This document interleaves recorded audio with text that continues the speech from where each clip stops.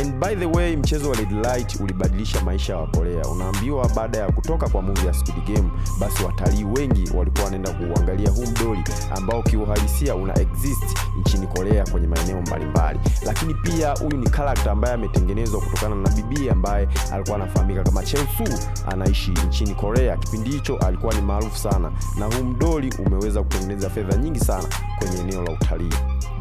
Michezo mingi ambayo walikuwa wakihangaika na kufariki, michezo yote ilikuwa peupe. Yaani sehemu ambayo walikuwa wanalala, michoro yote ilikuwa inaelezea sehemu ambapo mchezo gani ambao unafuata.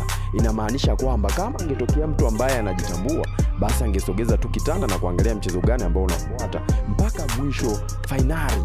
Yaani walichotakiwa kufanya ni kusogeza vitanda. Lakini hata waandaaji walikuwa ni wajanja, waliziba michezo yote na vitanda. Mbinu hiyo ilikuja kugundulika baadaye, baada ya watu wengi kufariki, hivyo vitanda vingi vilikuwa vikiondolewa.